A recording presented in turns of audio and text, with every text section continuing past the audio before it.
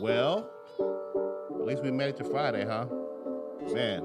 How y'all doing out there, America? You know what time it is? Emo's the Witness. Yes, we're live back every Monday, Wednesday, Friday. You know what time it is? The Phil Show. Standing for what the fuck I look like, right? We push truth to power, right? Hold people, politicians accountable as our leaders in America in the halls of Congress.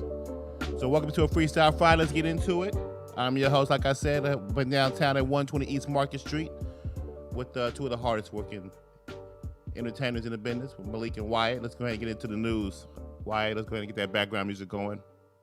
Again, like I said, I'm Emo's the Witness, here to discuss news and politics, hold our politics accountable. You catch me live every Monday, Wednesday, Friday here at Wave One Media. Like me on YouTube, Facebook, Twitter, Instagram. And today's a Freestyle Friday. I apologize we're not with you this past Wednesday. I had some personal issues going on. But we're back. Like I said, catch me live. And, today we're going to discuss a few things. We're going to discuss, where politics is heading as far as the Republican Party goes, as far as the leadership, upcoming elections, and some of the issues that are, like I said, these criminal probes that are still out here pending. A lot of Americans aren't aware of what's going on, with the Durham probe and with the investigation with the 2016 Russian investigation and the spying of the Trump campaign. That stuff is still relevant. It's still prevalent in what's going on even today.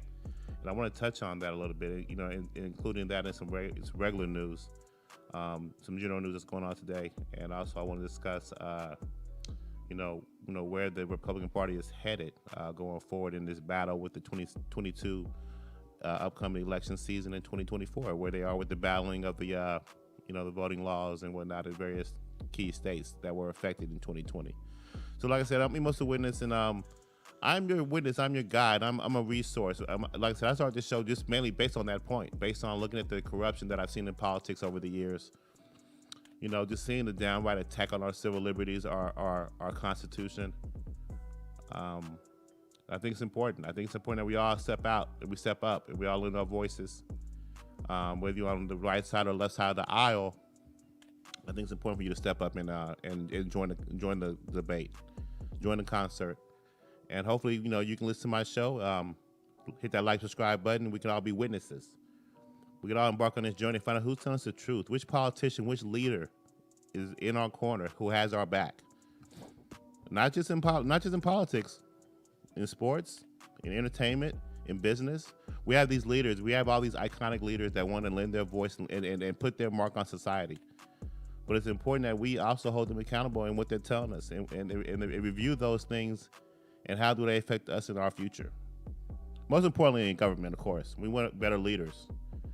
Some of my foundation, some of my traditions, some things that I believe in. Like I said, I believe in the Constitution wholeheartedly. I believe it's a exquisite document that just needs to be, fine-tuned and actually needs to be utilized for its various purposes. It actually needs to be implemented. Some of these laws we have in the books are ignored. Some are added and some are redundant. But we have a nice document that we can rely on. We have principles that we can rely on, but we also have leaders that are corrupt. We have leaders that stay in office for years and for decades, of term limits that are needed.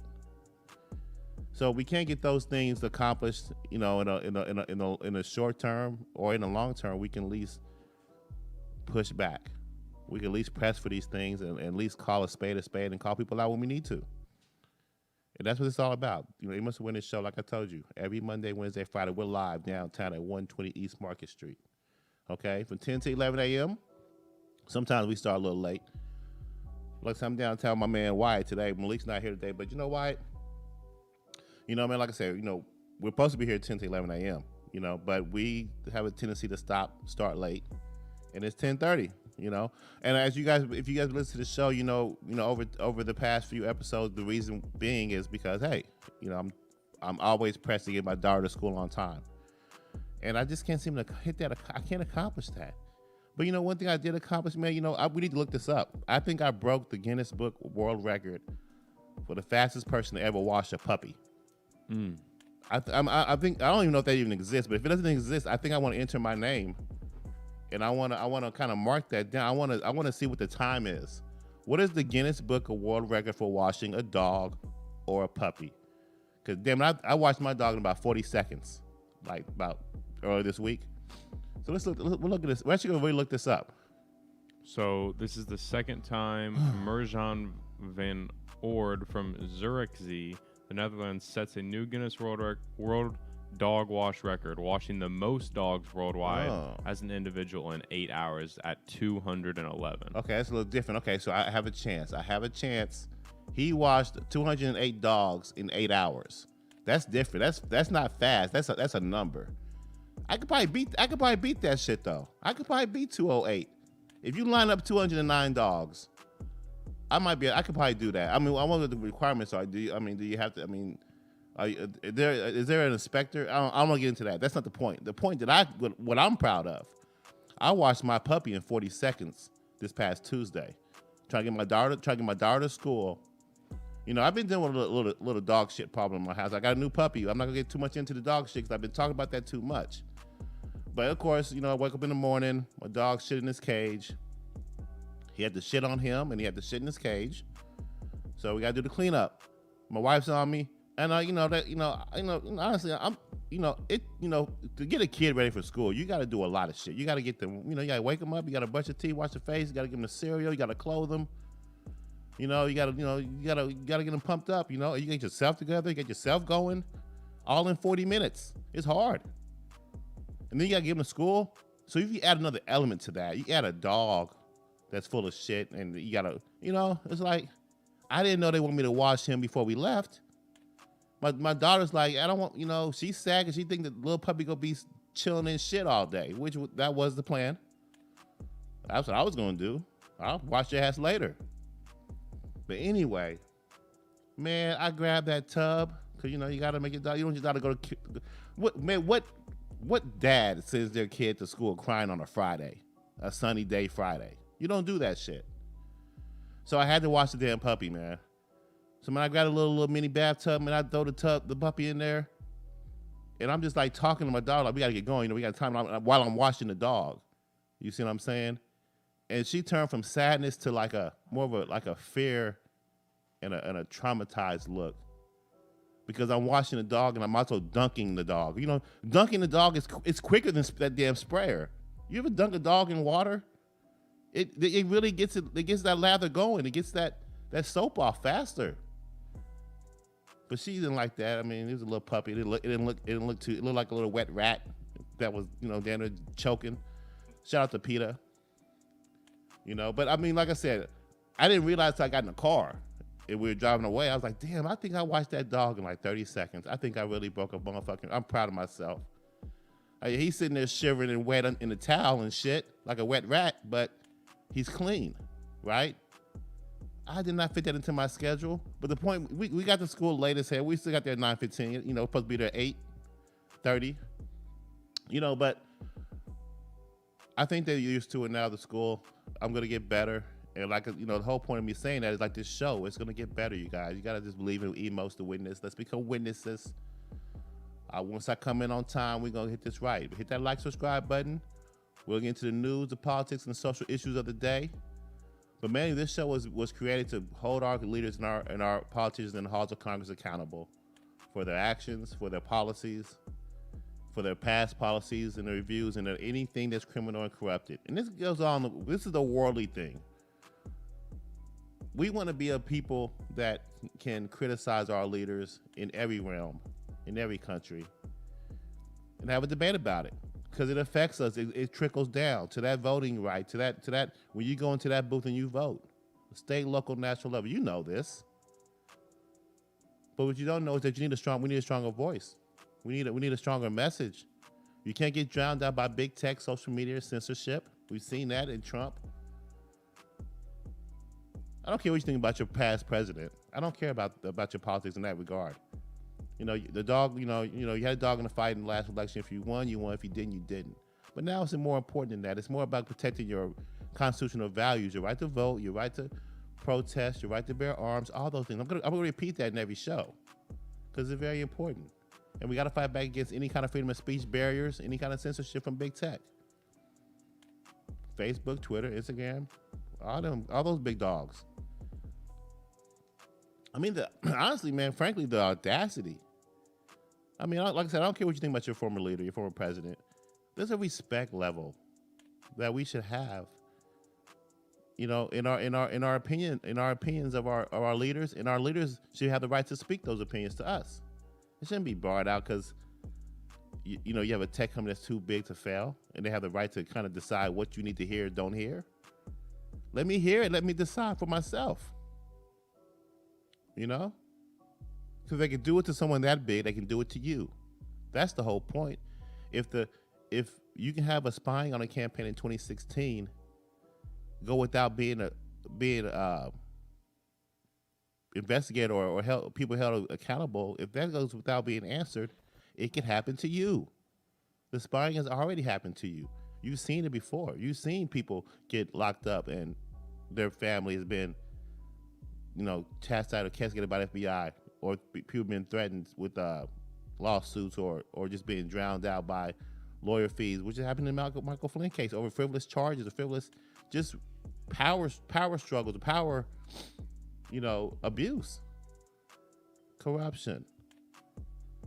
Okay, we can't have that because, like I said, you're just seeing an example that people they're setting a precedent. Like like I said, in 2020, when you have these early voting anomalies or these changes in these election laws from officials and not going through the legal process, or you extend the election process out past the 4th. If these things go unanswered or unreviewed, it's a precedent. I hope I keep saying that shit right. And it will continue that way. If you don't speak your mind, your vote is worthless. If you don't question these voting machines, these voting systems, you let them tell you that everything is okay.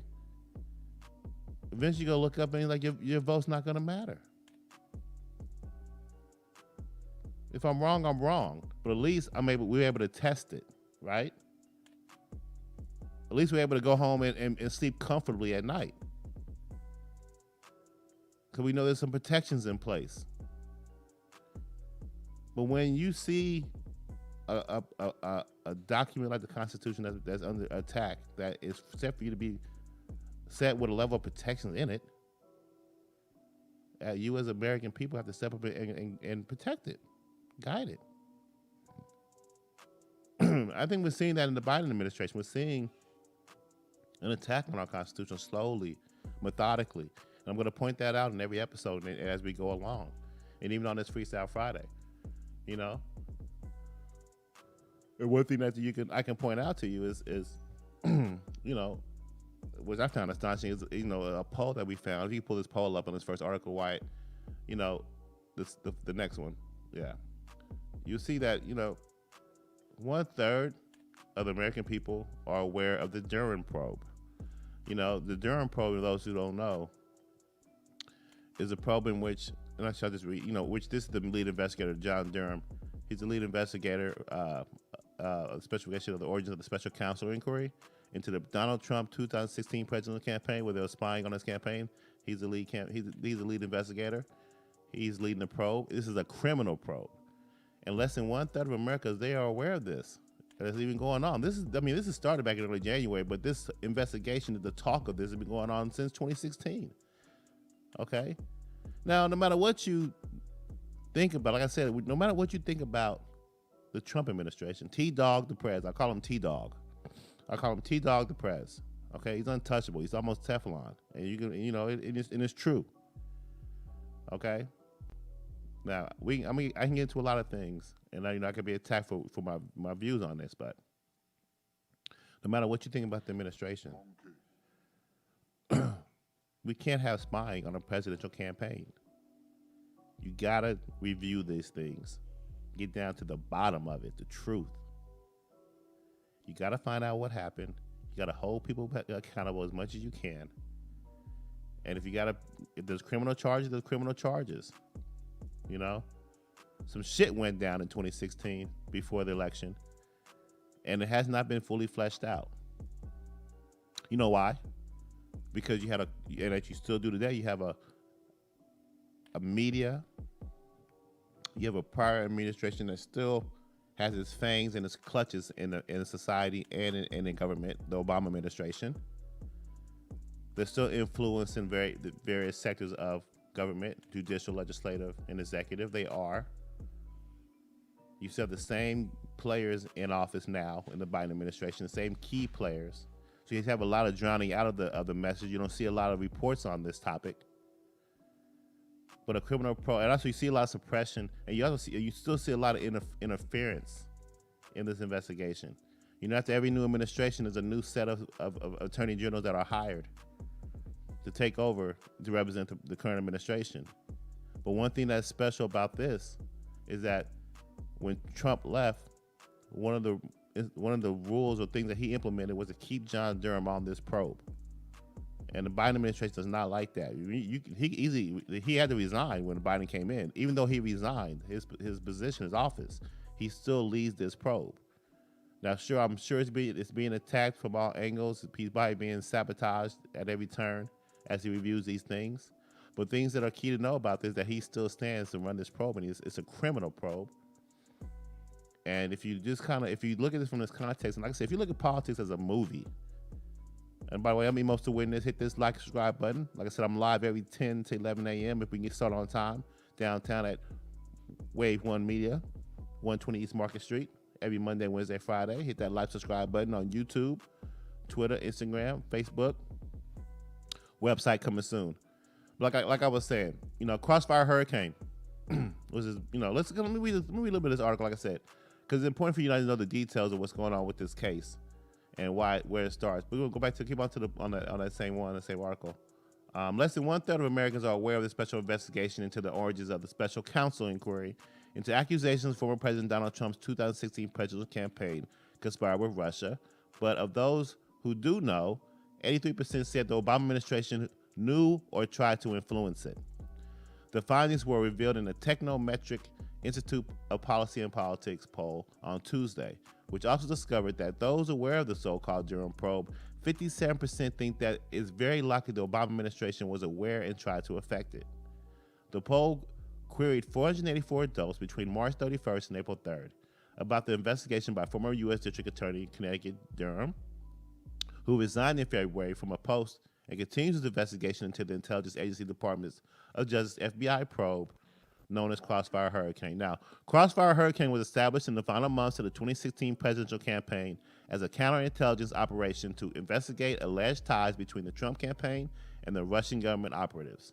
It led to a special counsel from Robert Mueller, who found no evidence of a conspiracy or collusion. Now, if you guys remember this, I thought this all along. I think a lot of us did. This whole Mueller investigation, into whether or not Trump was a Russian operative or spy.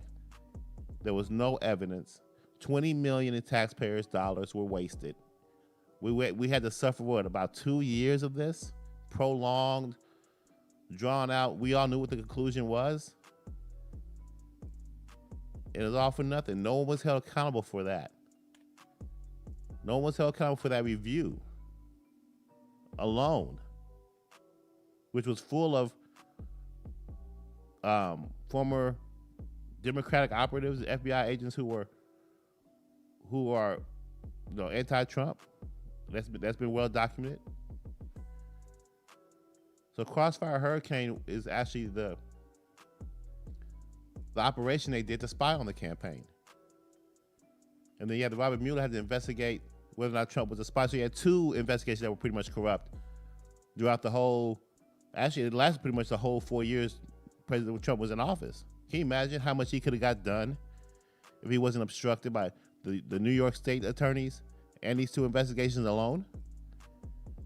Bear in mind, the presidential administration, the T-Dogg administration, accomplished a lot in 4 years. They could have done a lot more. Look at the foreign policy, look at the economy, all that. Like I said, we can look. It's a long list. Most accomplished president in U.S. history as far as getting things done. Definitely in a one term. That's a fact. But we must stay vigilant on and hold accountability on attacks on our executive offices, judicial and legislative, and our Constitution. This is an example of it. Are FBI investigators? Is the FBI over the top? Are they untouchable? If John Durham doesn't have a solid conclusion on these investigations, because there's ample evidence out there of malfeasance and corruption, and we can't have people spying on our campaign. That affects your right to vote. That affects who you decide you want as your leader. No different than the laws being changed right before the night of an election or the months leading up to.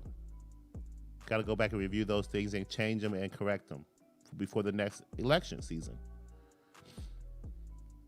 Still read a bit more. I kind of touch on some of this stuff right here. Now, the Durham investigation, this is also a point to note, and I want to point this out. The Durham investigation already produced one guilty plea of a Department of Justice lawyer who admitted to intentionally falsifying a document used to obtain a surveillance warrant in Crossfire Hurricane. Now, what that gentleman did, I forgot his name. They obviously won't give him his name, but his name's out there. He actually redacted and changed the whole email up, I believe, for Carter Page. Just changing one word or one message, changed the whole thing, which allowed them to continue their FISA surveillance warrants, falsifying a FISA document in a FISA court. That's illegal. Pretty much called President Trump a spy in one email, and that dude, he's been criminally charged for it. There should be more criminal charges. It should go. This thing goes high up into the Obama administration, and per this poll, a lot of Americans know that. But a lot of Americans who aren't polled, or a lot of Americans in general, 1/3 don't know. I mean, more than half the country don't know shit about this investigation that's still going on right now. And by the way, it's important to know, and I think I might point this out in one of these articles I'm going to mention today, is that even Hunter Biden's investigating attorney general, who was forced to resign, once the Biden administration came into office, he's still on the Hunter Biden tax probe. He's still on that investigation, so that's still being investigated as well.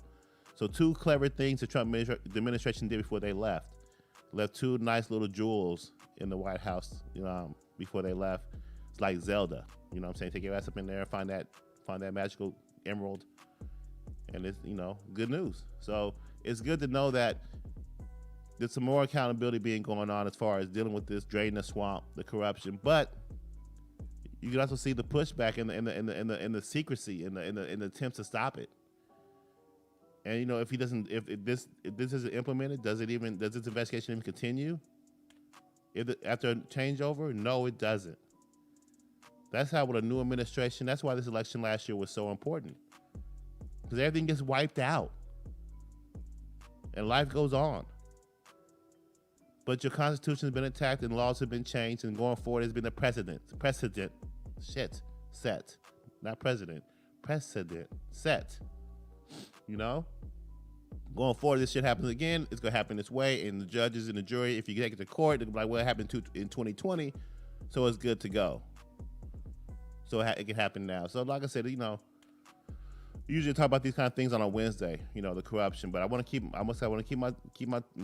foot on the gas when it comes to talking about this topic in the past in 2016, and because it's important. It's very, very important, and Americans still want answers for that, and in 2020 when it came to this election. And we'll continue to show you that and continue to do that here at Emos to Witness every Monday, Wednesday, Friday, from 10 to 11 a.m. Catch me downtown at Way 1 Media, 120 East Market Street. Come down and get you a show. or at least come out here and lend your opinion, your knowledge on what's going on in this world as well. Lend your voice. You gotta push back against mainstream media. Okay, we gotta push back against leaders who want to influence us in negative ways. The only way you can do that is you speak your voice and you stay open and you talk back and you fight back. Stay vigilant. Let's go on to the next article. Let's talk about like I said, I want to get a little bit into the politics, most in particular the Republican Party, because I think I haven't really talked about them too much. In particular, Trump. Sometimes you say his name, it's like, it's just like people just kind of freeze up and kind of like, oh. But I don't know why. I don't understand that, man. Like I said, that's actually the reason why, like I said, the crux of me starting this show. I think I brought a lot of that up, in the very beginning, is that, I've changed. Like, I used to be a Democrat. I used to vote. Straight ticket, man, down the line. Democrat. No doubt about it. And it's part of that groupthink, right? Part of that collective. In your family, you voted based on how your family voted. At some point, I got fed up. I don't know if it's from me graduating college and then, becoming a family man and, living through society and going through various careers, experiencing various different parts of the country by, traveling and living there. But you just kind of come to a point where, you look at politics and you don't know how much it affects everyone's life. But, in myself in particular, I'm like, it's all bullshit. Or is it? And I have to question that and try to discover that.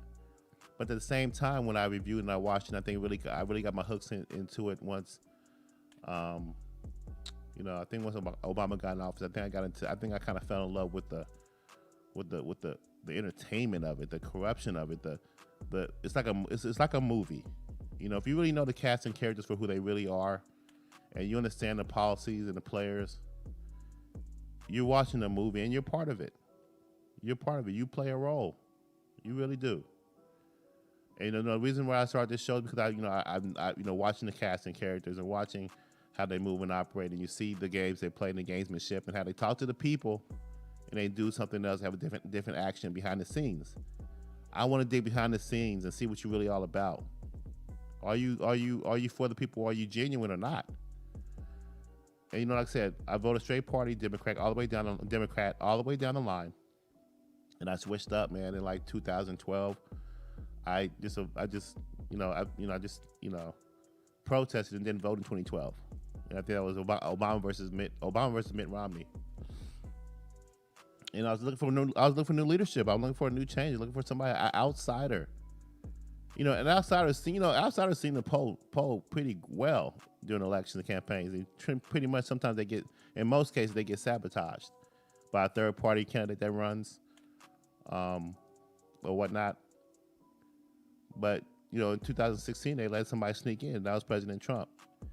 And the media immediately attacked him. The cohorts, the big power players, celebrity Hollywood, politicians, immediately attacked him when he won. It was too late then.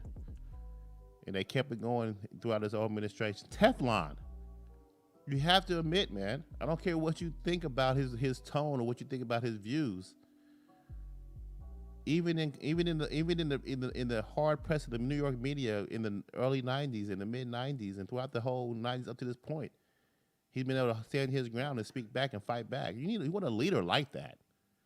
I don't want a soft voice leader. I want someone who speaks truth to power, holds you accountable, and has that general patent voice. That's what it was. That's what we experienced. With a lot of accomplishments, no BS. And all the while you're trying to clean up corruption. How can you not like that? How can you not appreciate that in a leader? Like, that should be like the foundation of everybody's campaign run, on top of whatever policy you have. By the way, the Democrats have no policy. Alert. They won this past election based on emotion, playing into your to your emotional strings, your racial strings, pressing all your buttons. What real policy do they have? Right now, they're just big government killing, high taxes and high spending, and poor protection of the border. But that's another topic for another day. But like I said, I started this because I wanted to see a change in leadership. I'm tired of these long-term politicians filling their pockets. ignoring the need for term limits. We need new voices, new leadership, young and old, in between. Well, right here, like I said, this man came into office, and now you see this new article from Axios saying that the evidence is piling up. Trump's iron grip over the GOP has institutionalized. This confirms he has his crux, and I want to read every single bullet point on this because this is factual, and it makes me more, comfortable knowing that Liz Cheney doesn't have a hold on the party. Now, for the record, I just mentioned to you that I voted straight party Democrat the whole time, up until like 2012. I am not a Republican. If I had to be classified anything, I'm an independent. But I am for the people and I'm for my family's future. And I'm for protecting what I've always grown up and loved, which are American values that, like I said, they're not the greatest. They need to be changed. They need to be adjusted. They need to be, moved up to modern times. But I think this system of government is better than what we've seen in other countries and what we've seen in the past. We don't need to destroy it. We need to protect it and make it better. And hopefully this gentleman right here will continue to run this party and run it well and clean it out. And like I said, Republicans officials, like I said, they are rendering an equivocal verdict. They want to submit former President Trump's policies and politics into the foundation of the GOP for many years to come. Why does it matter? The debate over Trump's post-election hold on the GOP is over. It has gotten stronger since the January 6th storming of the Capitol. See, that shows you the storming of the Capitol was the final attempt to destroy and negate and quiet up this president, this leader, for good. And this article is like, oh, Jesus, he's gotten stronger since the January 6th election. You gotta look at it like G. Willikers. You gotta look at mainstream media like writing this stuff in anger. Like, oh, Jesus, he's back at it again. No, we couldn't stop him. So, that's why it matters. And the evidence is overwhelming. House Republican Conference Chair Liz Cheney, a Trump critic, is expected to get booted from leadership next week for saying Trump's claims of an illegitimate Biden victory are lies and destructive. See, she's the new lady leading that campaign. She's the new person leading that Republican establishment campaign. You know what I'm saying?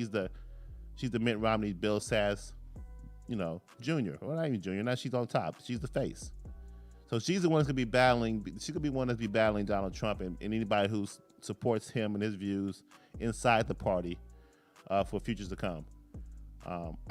But as if she doesn't get pushed out of her own state, which that's very likely to happen too.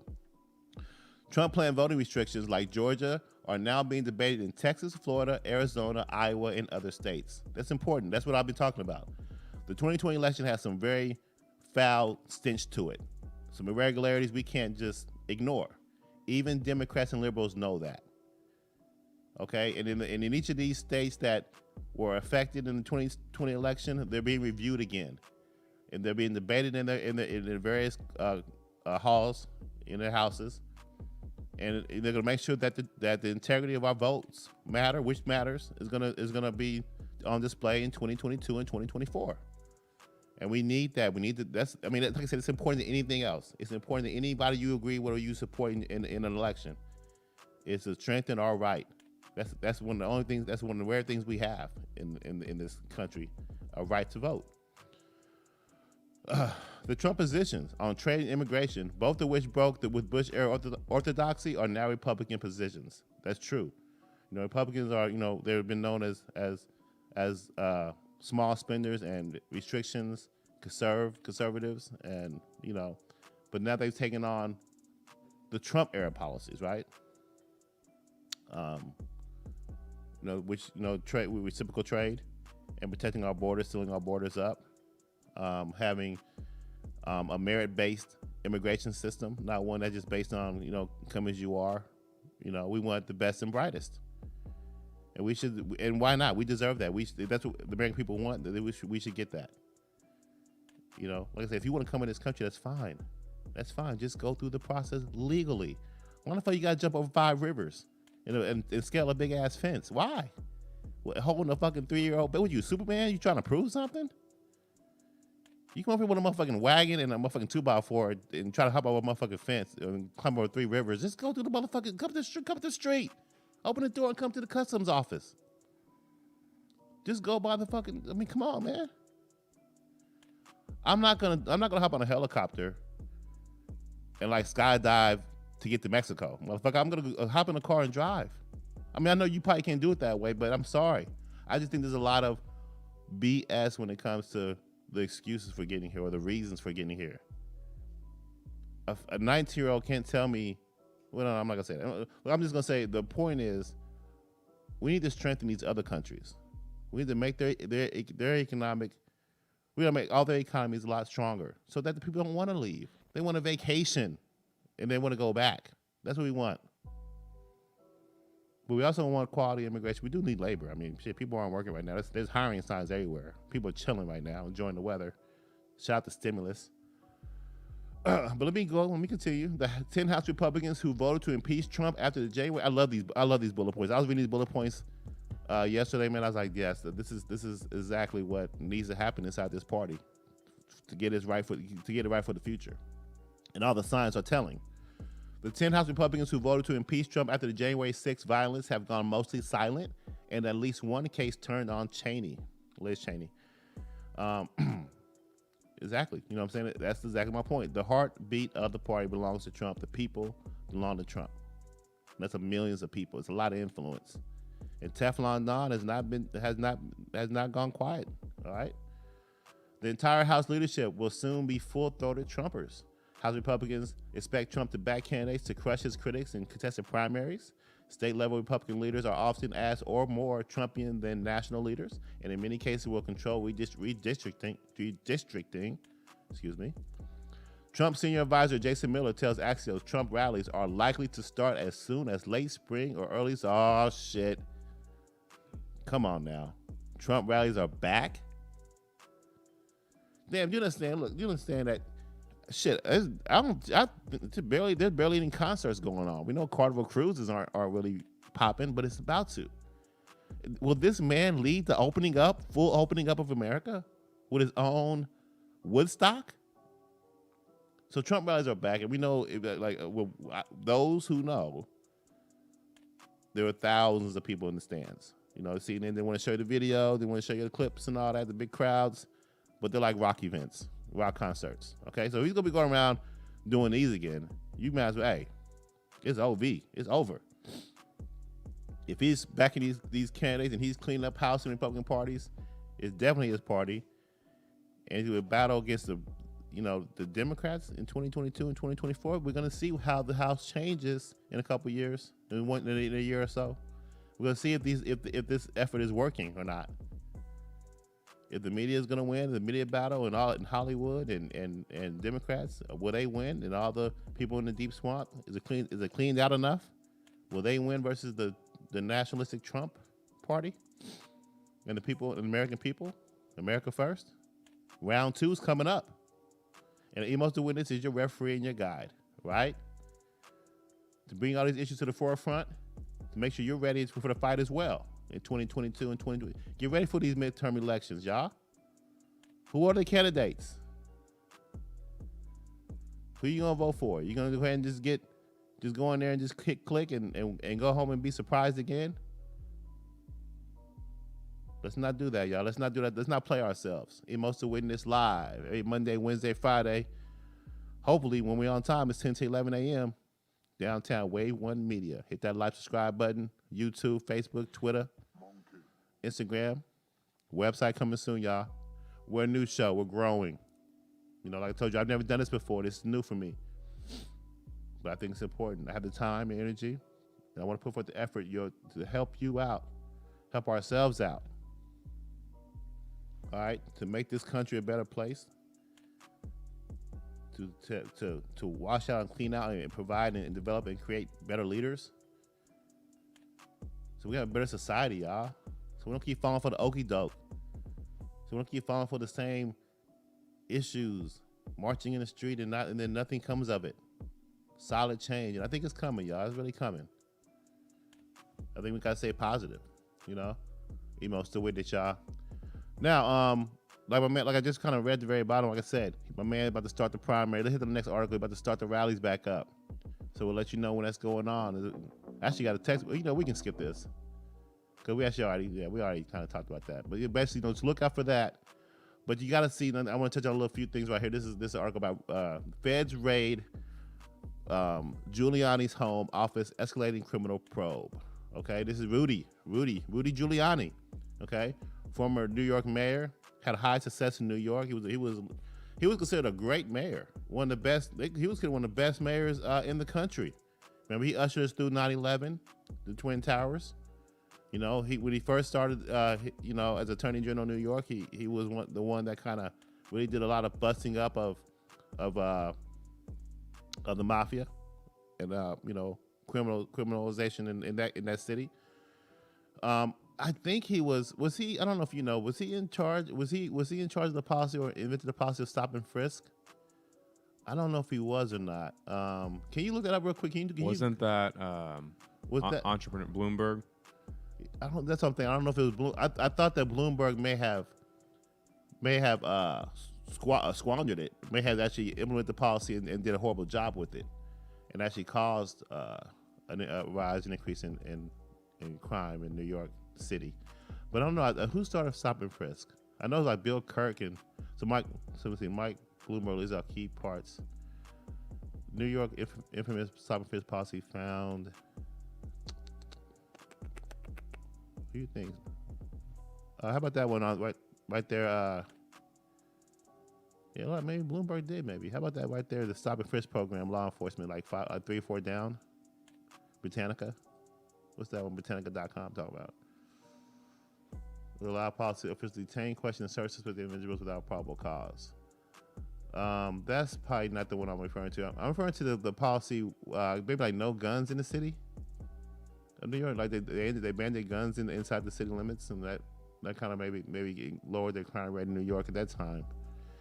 Did he ban guns in New York City, Giuliani? I feel like that's what he was known for. How about Giuliani? New York City. Rudy Giuliani on gun control. Yeah, this is 08 candidate. Giuliani strikes new tone on guns. How about? He spoke in favor of a licensing. How about very point of visible candidate?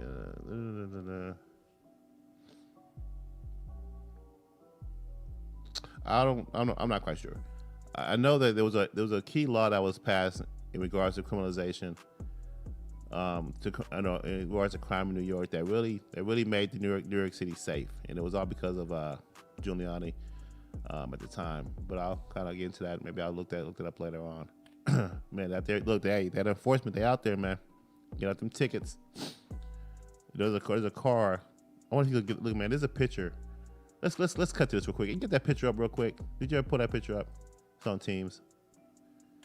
We'll put this picture up for everybody to see this picture. Look at this guy right here. This guy got about it's probably about a stack of about at least 100 tickets right there on his car. That doesn't do it justice. They were scattered around. That kind of looks like 2 tickets. Yeah, it looks like 2, but that's really about. I mean, that's been there for about a month, and he's probably got about 15 tickets on there. It's like a knot, right? Yeah. Can you imagine? Can you imagine walking up on that? I mean, each one is like, I don't know, about $40, honestly. But like, where did he go? Yeah, no, I mean, exactly, man. That dude could probably be like up here in one of these buildings dead. You know what I'm saying? I mean, where else is he? And then he like parked illegal. I mean, you parked in a spot that everybody knows that you don't park there. So you're like, maybe you're like an out of towner or something. You could be lost, man. And see, my enforcement guy's out here right now. He's about to walk over there and give him another ticket. You know what I'm saying? But can you imagine, like, if you like left your car over the weekend and you had that stack of tickets sitting there on your car? You know, we got like a lot of construction workers out here working today. And you imagine that was one of your car, you were doing construction? Somebody's always got oars. Man, ain't that pissed, man? You'd be pissed as hell. Like, you imagine, like, damn, man. And you just, like, you carrying wood and wheelbarrows, you walking back and forth. And you like, just, motherfuckers just seeing that shit. It's like, oh, that's probably like, probably about a good $400 worth of tickets. At least sitting there. If each one is $40. Yeah, they're all 40. So so he's sitting on a grip.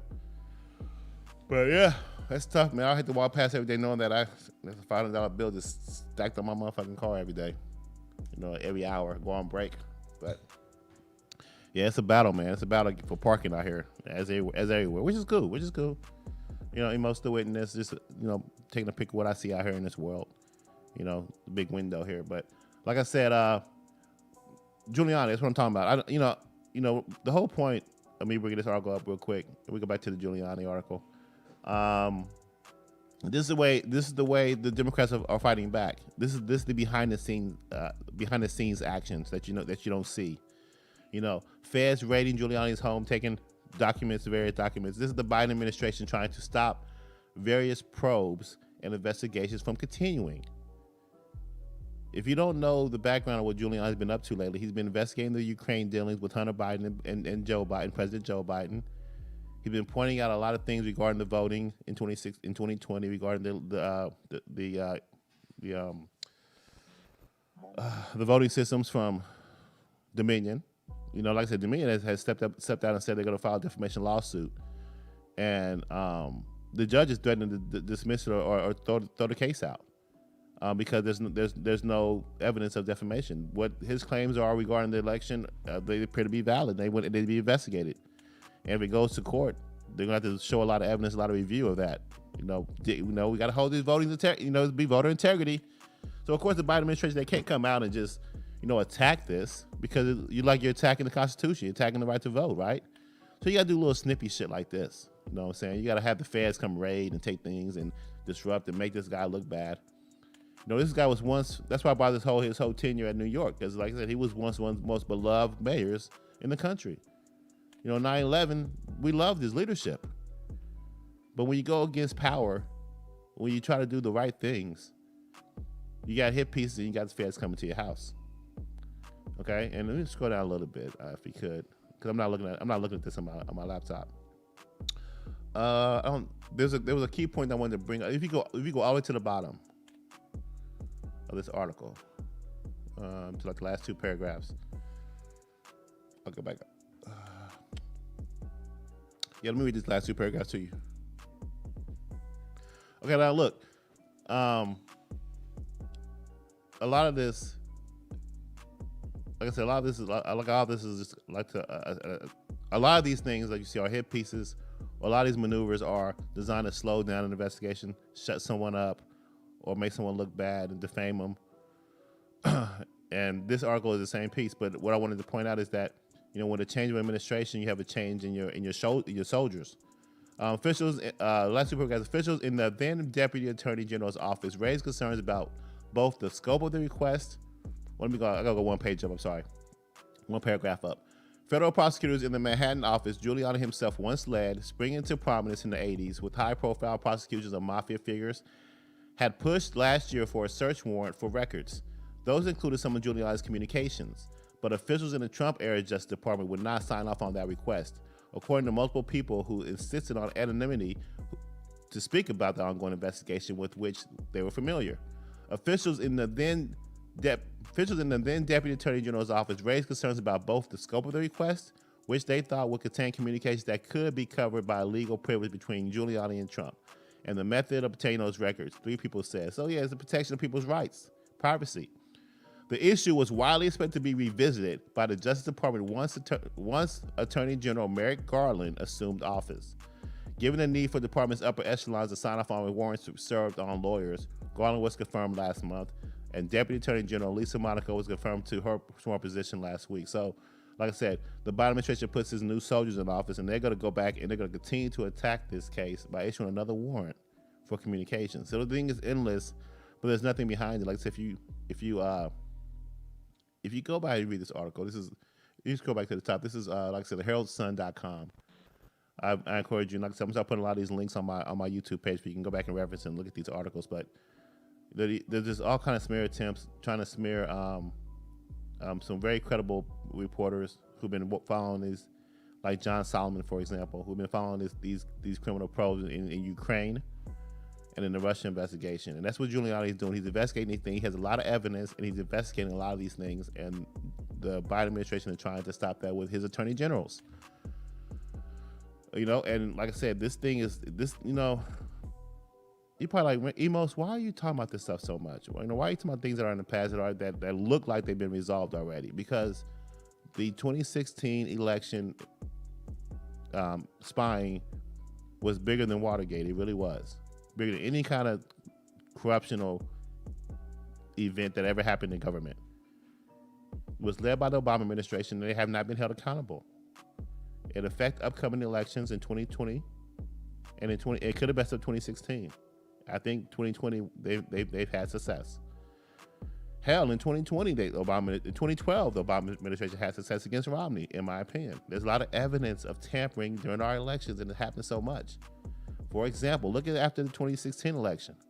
Look at all the redistricting attempts from Obama and Eric Holder, changing the political map.